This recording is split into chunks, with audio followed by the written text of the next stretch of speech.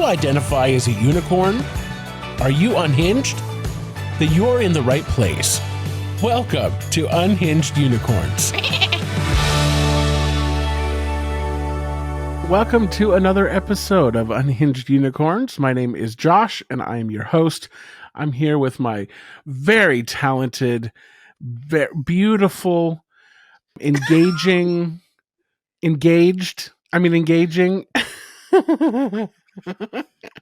my co-host, Steph. Welcome. Hello. Hi. Hi. I was joking with me again. Oh, you're very welcome. I was joking with Steph earlier. For those of you listening, I was joking with her because she had this what appeared to be a wedding ring, and she was taking photos of it with her phone. And then she told me she got it from Temu. Is it Temu or Temu? There's a whole controversy around how it's pronounced. People are calling it Temu, but I refuse. It will forever be Temu. It's because at the Super Bowl there was an ad. Yeah. And they pronounced it Temu. I think they are playing tricks on us, just collectively on the United States, the people of the United States. They want publicity. They're like, actually, it's Temu. And it's like, no, it's not, bestie. Yeah. It's Temu. Brilliant marketing. Brilliant, because everyone's talking about it. Yeah. We're playing included. into it right now. This podcast is not sponsored by Temu. But the ring you got from Temu, how long did it take to come? Oh, that's the thing. It takes probably like 10 days to ship out. Yeah. But it came with a few other things too. Oh, like so what? That's the cool thing. Like I got like a sweater. I got this really comfy shirt that has like these skeleton hands that are going like rock and roll, but they're like skeleton hands over the boobs. I like Temu. Temu's dangerous for me. It's a dangerous place. I can spend and get like so 20 things much for $50. Money. I know. Yeah. It's a dangerous place for me. I think I have a shopping addiction. You think? Yeah. I'm pretty certain. My mom told me, and she's like a normie. Complete. Well, I think she's in the closet, but hey, Mom. She doesn't listen to this. Anyway, she was telling me the other day, like a couple weeks ago, actually, that Stephanie, you are a food addict, but I think you also have a shopping and spending problem. And this wasn't breaking news. I was like, I know. But the way she said it, like, even though I'm like, making fun of it and being like, I already knew that, Jennifer, but like, it made me open up to the idea more seriously, because you and I have talked extensively about our spending habits, and we talk probably like once a month about going to Budgeters Anonymous or something. Girl, it is a problem. It's a problem. I think for me, it's so intertwined with my food addiction because, listen, food is expensive. It is. And it's only getting worse. What used to be a normal binge for me was like, I don't know, $15-$20. Now that same binge is like $35, $40. And then my God. If you get into DoorDash or Uber Eats, oh, girl. like it's a problem. It's a problem. I was in big trouble by my parents, and I'm just gonna I decided in recording this episode, I was gonna lay it all out there. I'm gonna be completely transparent about how bad things have gotten for me. And I don't remember if I've said it on the podcast. I know I've let you know and let my other friends know that it's gotten so bad that my parents, I'm 26 years old, my parents are monitoring my bank account because it's been so bad with me, like overspending, like with having a lot of subscriptions to things that I have no business having subscriptions for, because I don't have the extra money to be doing that. So they're like, they're telling me, I want you to delete all of these subscriptions, and you cannot afford to have any of these. You need to get, even like there was one for Patreon that I followed for like one of my favorite authors who puts like extra material on their page, and it was like maybe $1 per month that I was paying. And they're like, get rid of it. You can't afford to be doing that. I don't want to see any DoorDash. I don't want to see any food delivery. I don't want to see any drive-through stuff. But they were like, my stepdad was very, very firm about the DoorDash part because that shit is expensive. Oh, it's It is so horrendous. expensive. Not Like only do they mark up the food costs, like what you would pay in the restaurant versus on the app, but then you have to yeah, pay a delivery fee and you have to pay a tip. a tip. Yeah, it's a lot.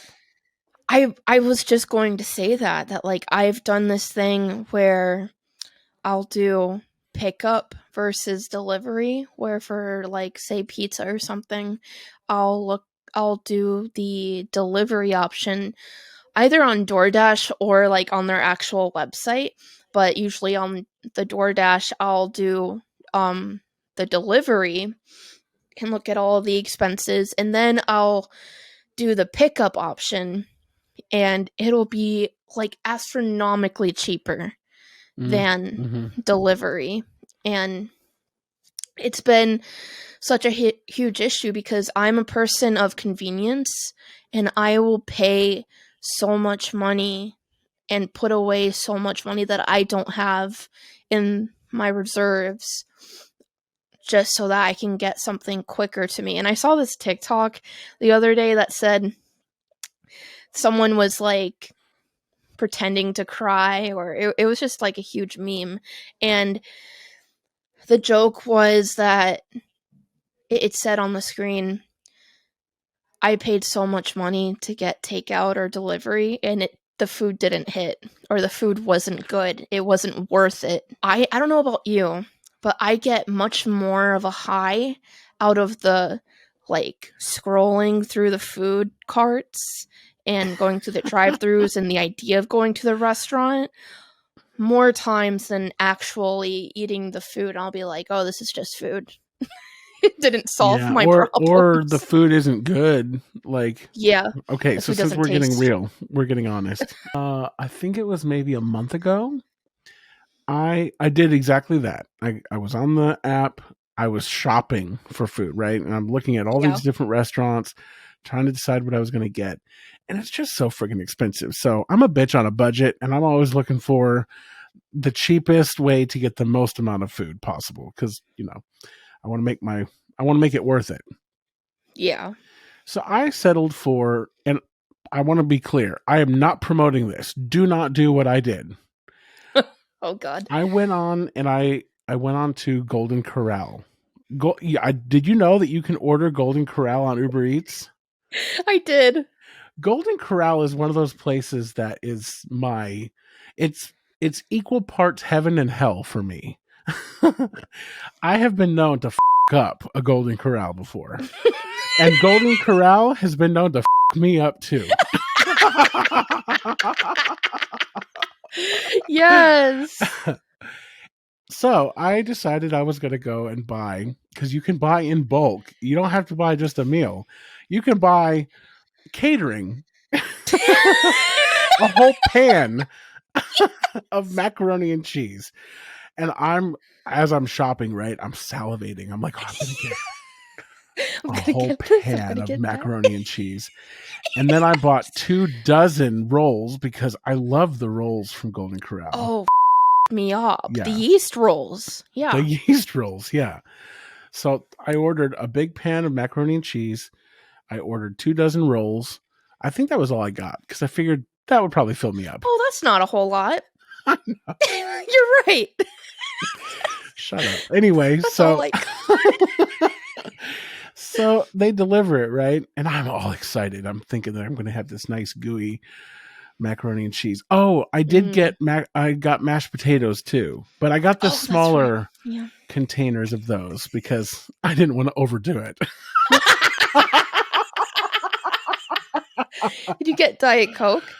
I did not because I had that here, Oh, yeah. Yeah, I'm saving money, right? Actually binging on a budget. God, it's terrible. So I can't believe I'm admitting this. So they deliver this giant pan, like one of the, those disposable foil pans. It Yes. was one of those filled with macaroni and cheese, but it was not fresh macaroni and cheese. It looked like macaroni and cheese that had been sitting out for Oh hours. man. It Yeah. was like dried out. It was not gooey and yummy. No. No, it was not good. But did I eat the whole pan? Yes, you did. Yes, I did. Absolutely. Absolutely. And Yeah. then I started, like, I cracked open the rolls, right? I'm like all excited for fresh baked yeast rolls, delicious, covered in butter. They Mhm. were hard, kind Oh, of old. come on. I know. I didn't eat all of them, but did I eat a lot of them? Yeah. Yes, I did. Yes. Absolutely. And they're like hard. I mean, I'm eating these rolls, right? And my jaw is sore. Getting lockjaw. From how hard I'm having to chew these rolls. Oh my God. The things we do, it's embarrassing. I know. It's so embarrassing. I And know. then, because I'm lazy, we're getting really real here. Mm, Because I'm lazy and I order Uber Eats all the time, and I don't want my roommate to know how much I'm eating. So I just stash all the trash in my room yeah. until it builds and builds and builds and builds. And I've got like 5 bags of trash. And I feel like I'm living in filth. And being real, I know we're laughing about it, but the reality is when you live like that, it comes a point where it's so intertwined in shame, Yeah. just all of it, the spending money, the acting out in the food behaviors, the trash remains of that, which is just evidence of my disease and not wanting to cope. And then I feel overwhelmed by how much trash there is and how much work it will be to clean my room. And how do I cope with that? By ordering more food, Yep. which puts me in a worse financial situation and dealing with more shame around the food behaviors and more trash. And it's a cycle, it's a vicious cycle. That's what I was just gonna say. It's a vicious cycle. And I know exactly how that goes because I've done the same thing. And my room and my car Oh, right now, and dude, like I live with other people, and I'm getting so real on here right now. I'm a little embarrassed, but like I live with other people, and they just I this is the first time I've lived with roommates, and they haven't said anything to mm, me about like cleaning up after myself.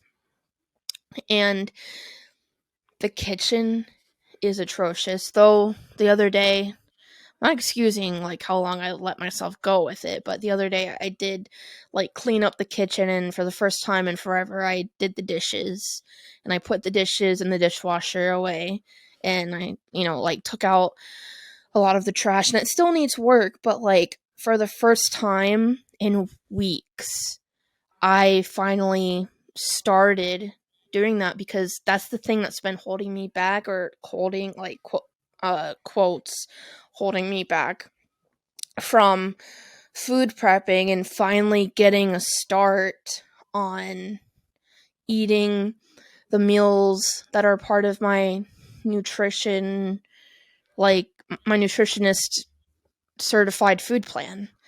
And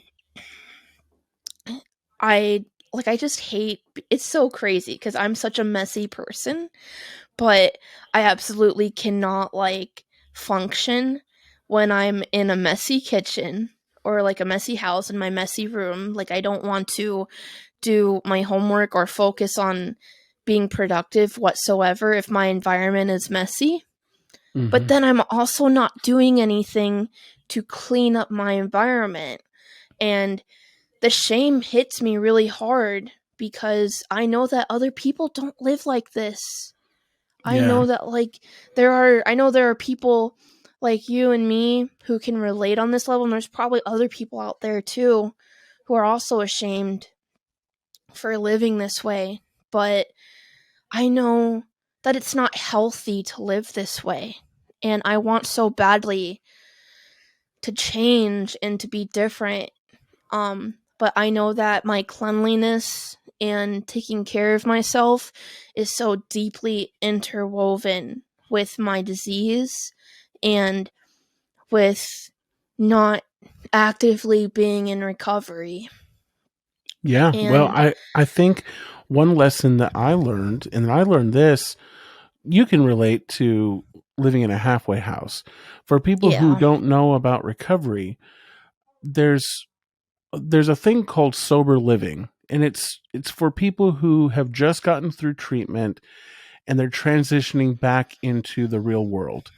And it's a safe space where there's accountability and there's rules you have to follow and there's certain things you have to do every week in order to live there. It's a requirement as part of living in the house. And one of those things is going to meetings, Hmm. doing your chores. They assign chores to each person in the house, and you have to maintain a clean living environment. And they, at least the house I was in, they did inspections. They would come around and like check our rooms, and we had to share a room with someone, so there was also accountability there. But it was a struggle for me when Yeah. I first moved in there, because I did not like someone up my ass all the time, checking my stuff, holding me accountable. And I felt like they were super critical. Like if I left a dish in the sink for more than a day, they were like, giving me warnings. And if you got so many warnings, then you could be at risk of getting kicked out. And I Yeah. hated it. I hated that, just the rules part of it.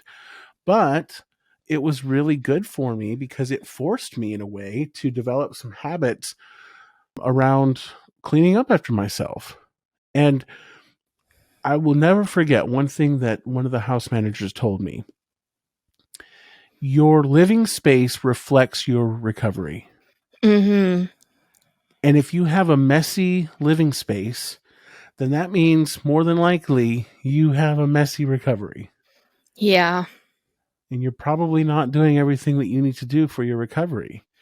Your living space reflects your recovery. And also, doing those things to clean up after yourself.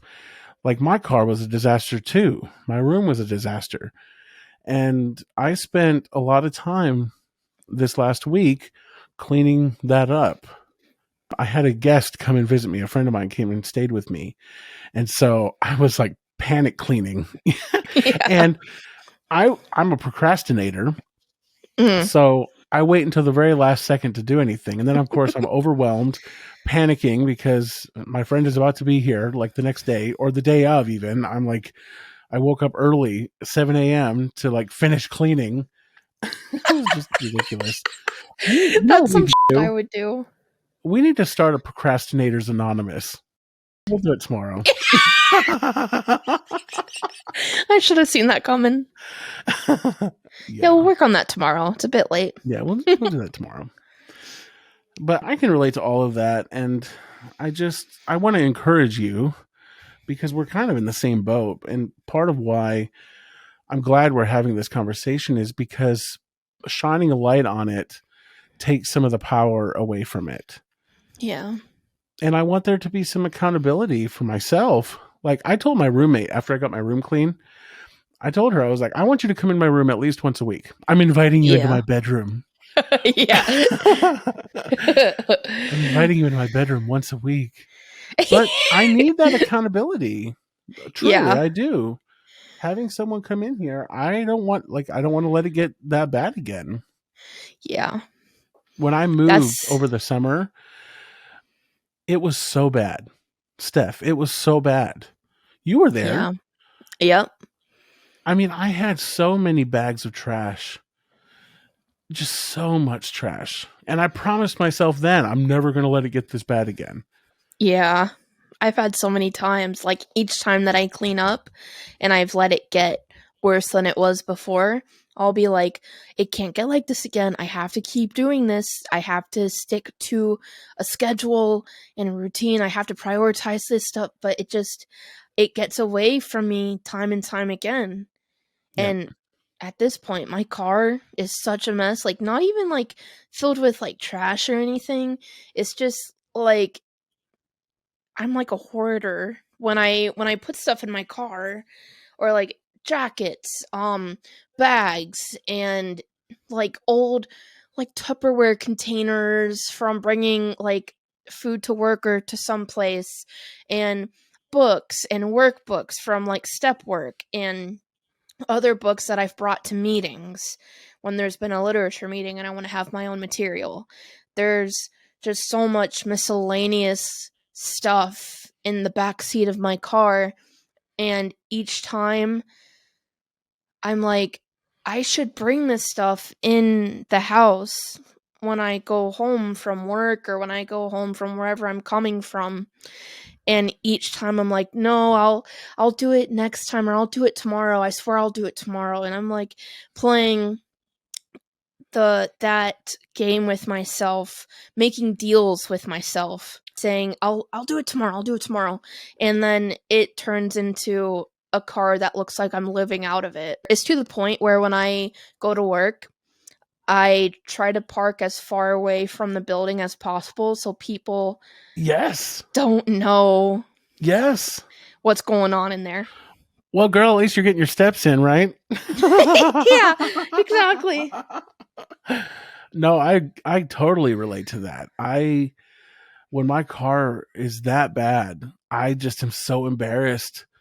I'm so embarrassed to park next to people. But then I'm too Yeah, lazy to park far away, so I'm like, well, just deal with it. they Yeah. won't. At least they don't know me. It's fine. Yeah.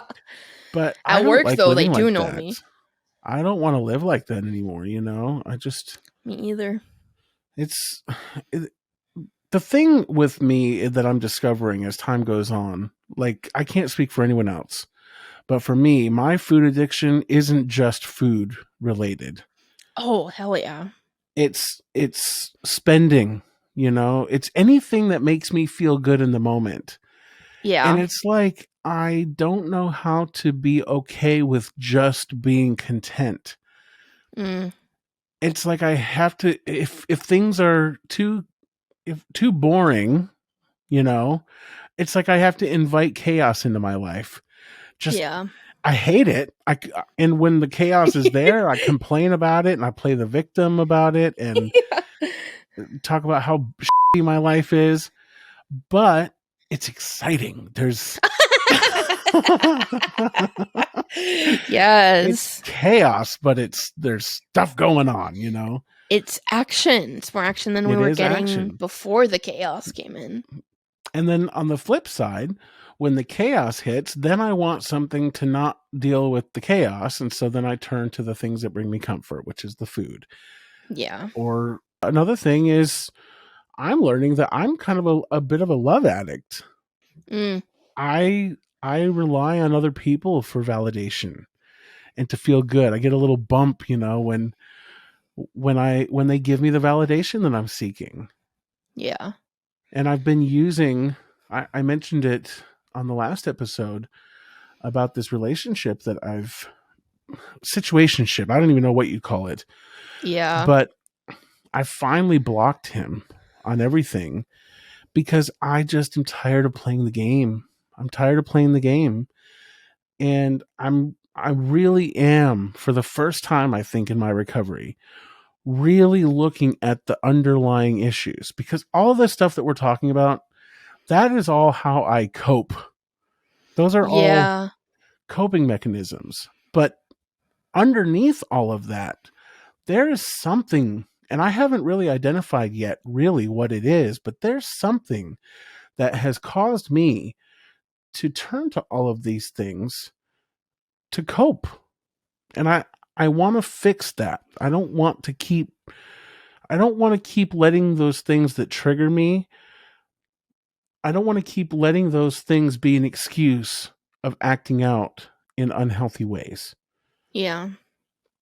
And part of that is calling attention to it, talking about it honestly, because you know, it's interesting as someone who I've gone on television and talked about my struggles.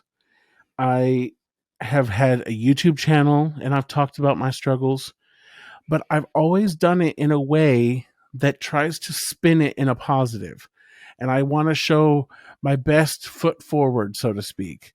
Even when intervention came and filmed me, before they came, I didn't even know it was intervention. I just knew that a camera crew was coming. So what did I do? I went and got my teeth whitened. Yeah. And I cleaned up all the trash in my room. My room was trashed. I didn't let the camera see that. It was like even then I had to like manage my image. Yeah, image management. And that hasn't gotten me anywhere. I've been doing 16 years of image management and it has gotten me nowhere. Yeah. So at this point, I just want to lay it out there. The good, the bad, the ugly. Yeah. Because I want to change and I don't want to talk about changing. I want to change because I'm tired of talking about it. Me too, girl. I'm sick of it. I'm so annoyed with myself that I don't want to talk about it anymore. I'm dealing with it by having a podcast where we talk about it. Yeah, I can relate, as usual on so many levels, and I've been coming to the conclusion myself that I think I'm really afraid of growing up and like moving forward in my life because I never thought I'd get this far. Like, I'm being so for real and so raw and honest right now. I did not see myself living past 22. And the fact that I'm here now at 26 and almost about to graduate college, and I started my OA journey when I was about 21. I had just turned 21, I think. And I was worried about college, and that was one of the reasons why I was like, I can't go to treatment. I can't do inpatient because it's going to interfere with my college and my trajectory with graduating on time or on the timeline that I wanted to graduate on. And uh I truly never thought that I would get this far. Like, OA and getting into treatment and looking much deeper at all of the reasons why I overate and why I binged just completely changed my world in the best way possible. And now that I'm so close to graduating, like, to be honest, I was supposed to graduate last semester. And I didn't because I just really I procrastinated and I was heavy in relapse. And Self-sabotaged. exactly. I self-sabotaged there, and there were times when I was self-sabotaging in my relationship with my girlfriend because at the end of the day, at the bottom of everything, my underlying issue is I don't believe that I deserve it. I don't believe that it's possible and realistic and that I can have everything that I've always dreamed of. Like, I never thought that it could actually happen. And now that it's coming close to happening, I'm freaking the out. And Right. I was supposed to graduate college last semester and it didn't work out. But the way that God is working in my life and making it his timeline and not my timeline is by setting up so many crazy things for this semester to make it so that I can graduate on time. There were so many there were a few crazy things that happened because I needed one specific class which I was trying to take last semester to graduate, and it only comes every fall. And right now I'm in my spring semester. And one of my favorite professors that I haven't like talked to her, been in one of her classes in probably over a year, and she did some like investigation on me and realized that I didn't graduate, even though I had signed up for graduation and my name was on the commencement announcement and list. And she realized I actually didn't graduate. And so she went to the advisor, my academic advisor. And And this was all without your knowledge? this happened without me knowing until they set up an email and phone call session with me. Okay. And Dr. G over at USF, she's amazing. And she basically set up something where I can get the credit that I could have gotten from the class that I didn't get my credits from last semester, Okay. to just having bi-weekly sessions with her to get my future figured out, where Wow. I'm Almost like a looking at. mentorship? Yes, I'd say that's what it is, because there's two other girls in that same who's also working with her on the same thing. One of them is a master's student about to graduate, and she's working on, I believe, an internship and a thesis. And there's another girl who's a senior like me who's doing the same thing. She's working on her thesis, and Dr. G is being a mentor to all of us and guiding us and helping us. But she's doing a very special thing for me by using this as pretty much my senior capstone requirement. And she got the okay from the advisor and from the chair of the department. And Wow. another thing is, I needed something called high impact practice. And I can't do that by simply meeting with her through this class. So again, Dr. G and my advisor worked to create something where my job that I have right now is going to be used as an internship with another professor in the department in order to get that credit, because my advisor and my professor, they want me to graduate this semester. So they are making it happen. Good. And I believe that my higher power is working through them to make this 100%. happen. And it's funny that I'm talking about the not believing that I don't deserve these things, because there are clearly other people around me who believe I do deserve these things, and they're trying to make it happen. Absolutely. That's So, incredible. I know. That's I really was incredible. so touched. I am so touched. And I'm starting to fall off the wagon once again with school. I'm not getting too far behind, but I need to nip that in the bud right now. So that I don't let these people's kindness and absolutely selfless gestures to help me, they're not getting anything out of this. They are helping me to help me get ahead, to help me complete school and complete college. And even Dr. G is helping me get set up for master's program Wow. for graduate school. And I need to show them how much it means to me by showing up for them. Right. And showing up to do the work, because they've laid everything out for me, and now it's my turn to give it back. And also, too, I would even challenge you to go a step further, to show up for yourself, to show yourself that you care for yourself enough. That is self-love. Yeah. Which is, at the end of the day, I think, what we are trying to achieve. Until we can truly learn to love ourselves as we are, accept where we're at, but then also strive to go wherever we're going to become who we're meant to be, all of that comes back to self-love. Yeah. So I'm so proud of you for, number one, being vulnerable and talking about what's really going on. Because as your friend, I've been concerned for you. I have, Yeah. because I've seen you struggle, just like you've seen me struggle. We've known each other for a while now. We've seen each other through highs and lows. Yeah. And at the end of the day, I just want the best for you, and you do deserve to achieve all of those goals.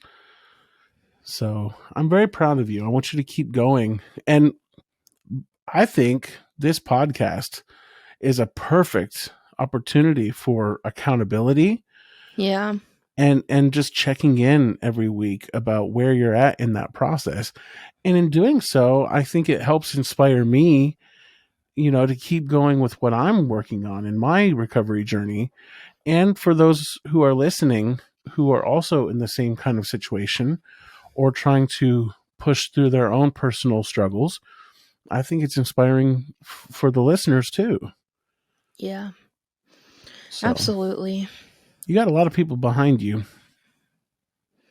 I guess so. You do. That's incredible. What an incredible story. I know. I'm still completely like mind blown and just incredibly touched that they're doing that for me. And it's like one of those things where it's completely, this is a God thing. Oh, for sure. Completely. For So I sure. had no hand in trying to make this work, but they're trying to make this work no matter what. What So is your plan like after you graduate?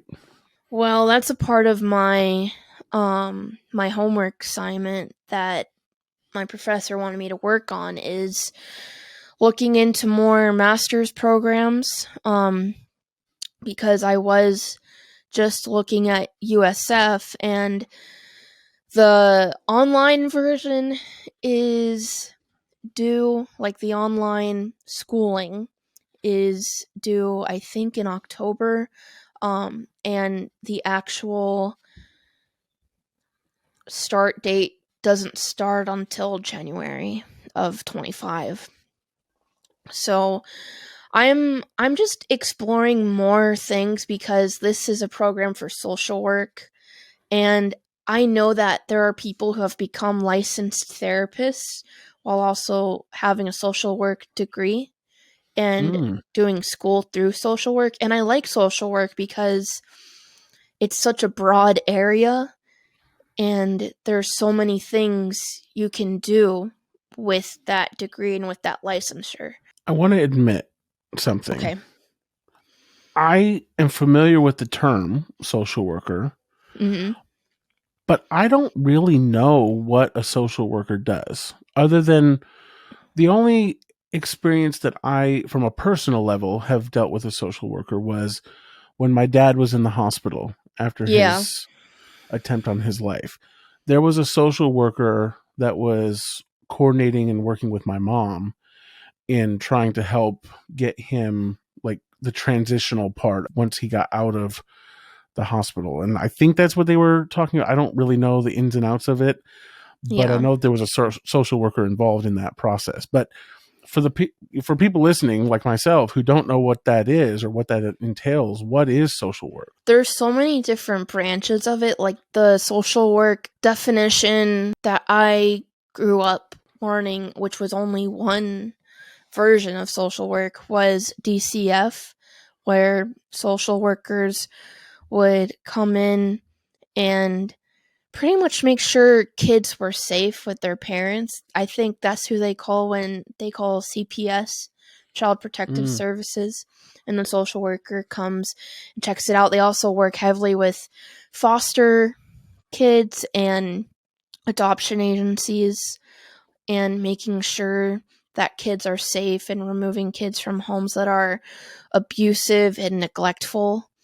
And that's the only version of social work that I knew about, and I thought that was the end all be all of it. But I've learned since then that there are many branches of it. Like one of our mutual friends went to school for social worker at school. So they're a social worker at school and making sure. I can't tell you exactly what they do, but I know there's a school version, there's a hospice one, there's a hospital like you Oh, had yeah. at your with your father.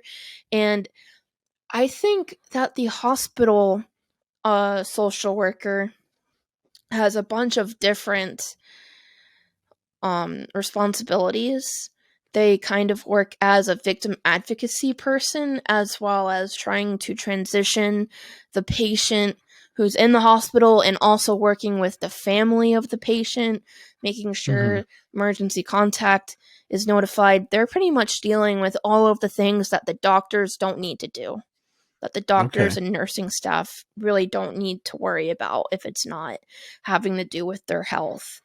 And it's also about taking their psychological pulse in a way, seeing if they're Okay. okay, and Got it. seeing about what care do they need after leaving here. And they are the person, the coordinator, who sets that stuff up. Okay.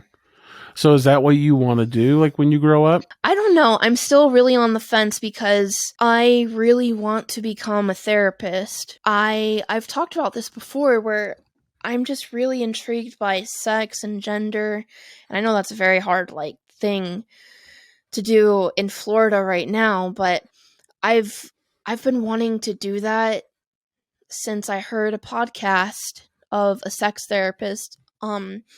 She came on to someone's podcast and talked about sex therapy and about her work and what she does and how it goes with her patients and stuff.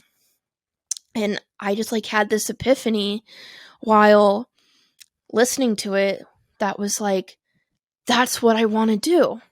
And I've done a bit of research seeing if queer sex or even LGBTQ plus safe or affirming care therapeutic services, and I've found a few places like that in Tampa that I've thought about reaching out to and asking them how they got there, but I've read a lot on it, and basically people get a marriage and family counseling degree, and that's what I was wanting to do. And there is a program for that at USF, but it's purely full-time in person. And Mm.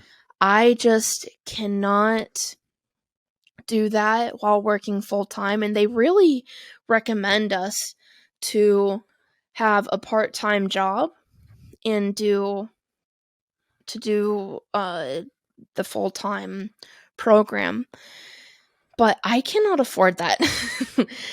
My hat is off to other people who can and who can afford to do that, but I really, really cannot afford to do that, but I really want to do that program. So my job right now with Dr. G is to look at other programs because she doesn't want me to just have one egg in my basket for reaching out to master's programs. Oh, so she wants you to have lots of eggs in your basket? Yes, she wants me to have lots of options. Going back to what we were talking about earlier with the embarrassing stories of things that we do, Oh, can I yeah. tell you what I did last week? Yes, please. I spent an embarrassing amount of time shopping for a homemade ice cream machine. You didn't tell me this! I'm talking like 4 hours. And I Girl. went all the way in. I was reading product reviews. I looked up recipes to make quote unquote healthy ice cream. Healthy! I found ice cream mixes that you can buy. And not only did I find ice cream mixes that you can buy, but I found you can buy them by the case. We're talking 6-pound bags Oh. of ice cream mix, and you can get 6 per case. And Oh, no! I added them to my cart. I picked out the ice cream maker that I wanted. I picked out the ice cream mix that I wanted. I picked out containers that I could put the ice cream in to then store them in the freezer. I shopped for a freezer that I could keep in my room so that my roommate wouldn't know. Added everything into the cart, and I was all ready to hit purchase. And I thought to myself, this might not be a good idea.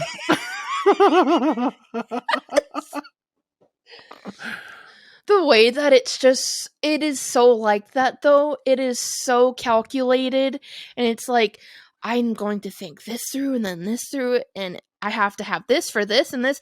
And that is so like you, where one time you were like, I want to paint. So you get 56 easels, some canvases, a whole case of acrylics, watercolors, all of the paintbrushes from the Michael store. I And paid for an online class learning how to paint. And ask me if I've done any painting since then. no. Well, you have No. been doing it lately at Lately I have, yeah. Over at and- Alyssa's house. Yeah. yeah. That's My friend Alyssa, she hosts every week. She's been hosting an arts and apps night, like arts and appetizers.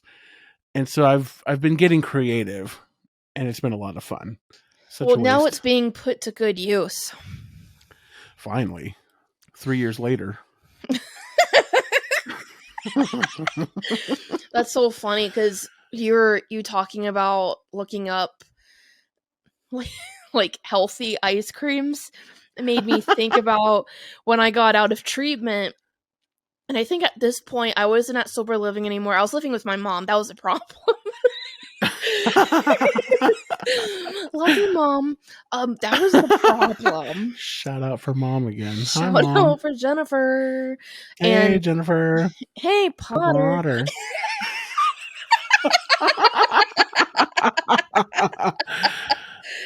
We'll tell the so Potter. for those of you, yeah, that's an inside joke. She was talking one time about a pot of water, and so it became a running joke. I think it was Hurricane Ian. Yeah. And it was so bad, and Josh came and stayed with me and my family, or we both went and stayed with my parents. It's my first real hurricane. Yeah, it was your first real hurricane since being I've never in been Florida. blown so hard. Yeah. That's pretty intense. Yeah. And well, also because the place you were living at was like very dangerous place to live in a very high intensity storm. I lived in like a trailer, like a mobile home. And you're not supposed to stay in one of those during a hurricane. No, they were telling y'all to get the out of there. Yeah. So we had you come and stay with us for what was like a day or something.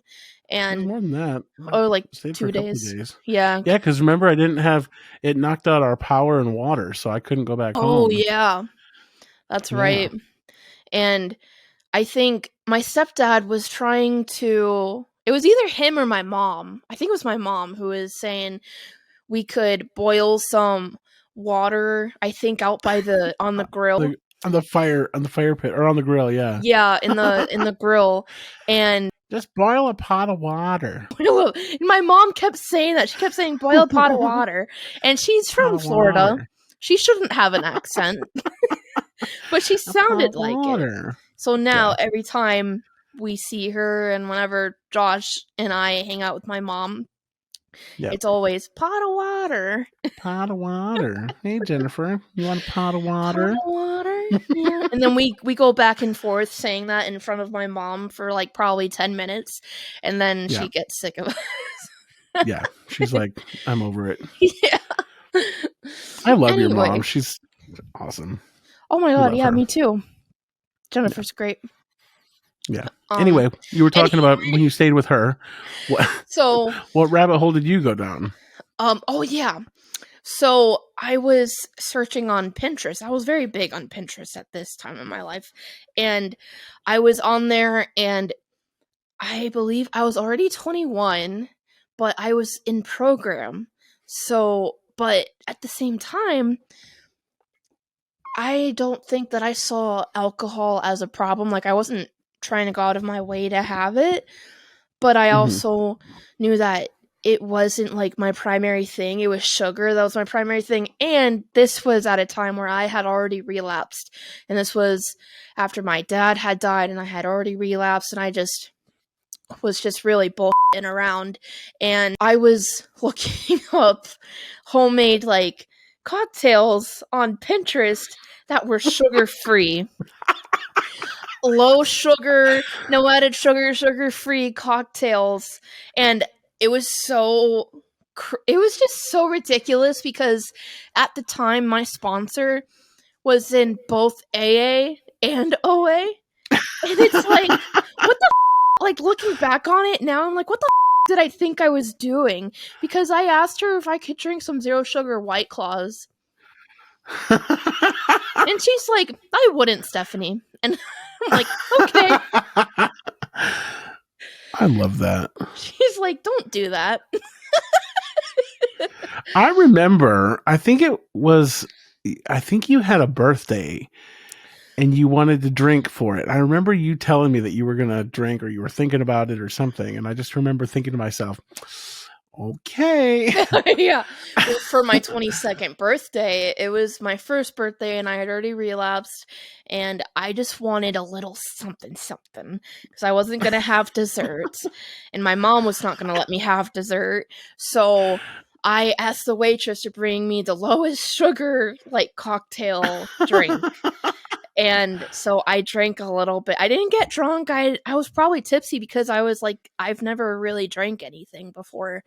And Yeah. I was feeling it and it tasted good. But it wasn't enough to get hooked on it, thank God. And now I know I'm not one of those people in OA, because there are people in cross, like, programs who will be fine with smoking weed or drinking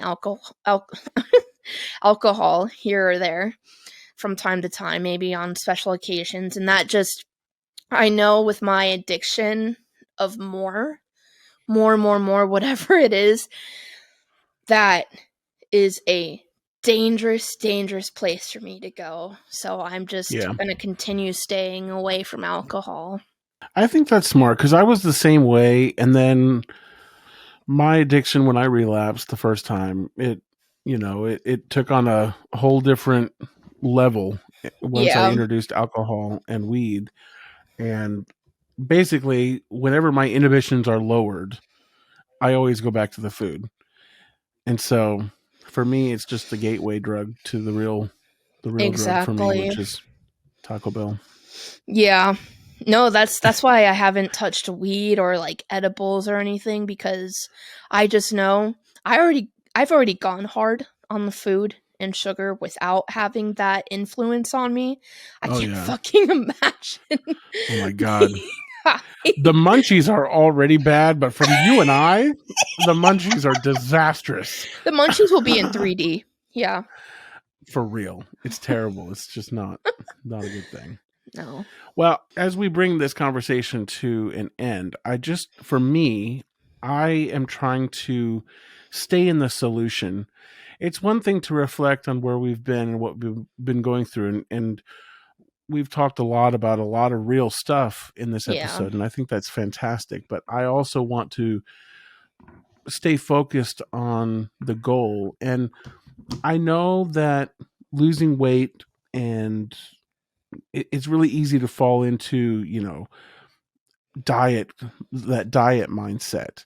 But really for me, it comes back to a lifestyle change. And that, it starts with as simple as keeping my room clean, keeping my car clean, and brushing my teeth every day and showering regularly. Like, even the basics like that, I have to.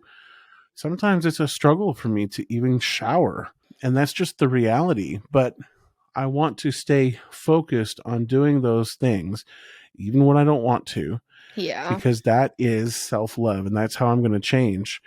And like I said before, I don't want to talk about it anymore. I just want to do it. Yep.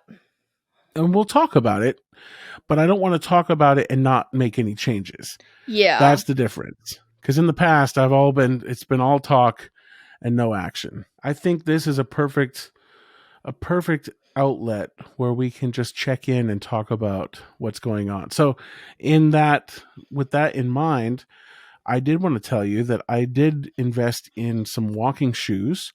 Oh. And I invested in a swimsuit, and my friend Alyssa has invited me to go to the gym with her. And I'm not going to go crazy. I want to ease my way into it. You have to go easy. Yeah. Because I don't want to hurt myself, and I don't want to cause any injuries, but I do want to start taking some action.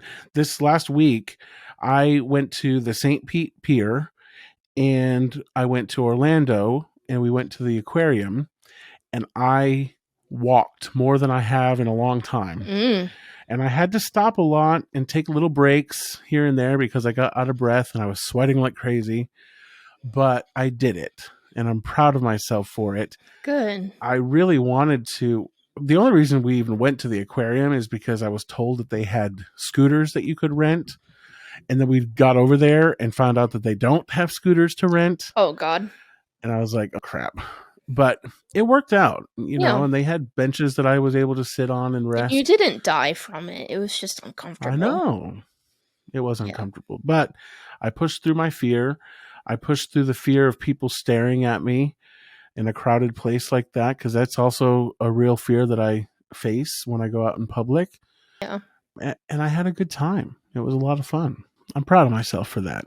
I think that's one of those milestones that I'm going to celebrate today. Definitely. I think that's really good, and I'm really proud of you too. Well, thank you. It's a struggle for me. There was several years that I didn't go into public at all. So for me to be able to go and, just even be in public around people. Yeah. Especially a crowded touristy type place like that. That's a big deal.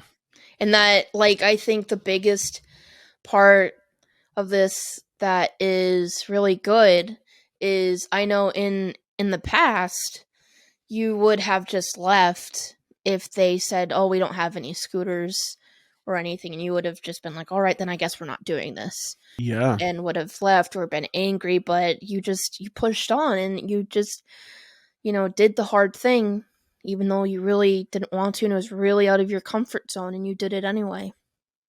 I did, and it was fun. I'm glad I did. Well, I think that's a perfect spot to end this episode. I hope you all have a wonderful day. Thank you again so much for listening. We will see you next time, and until then, please love yourselves, be kind to yourselves, and be kind to each other.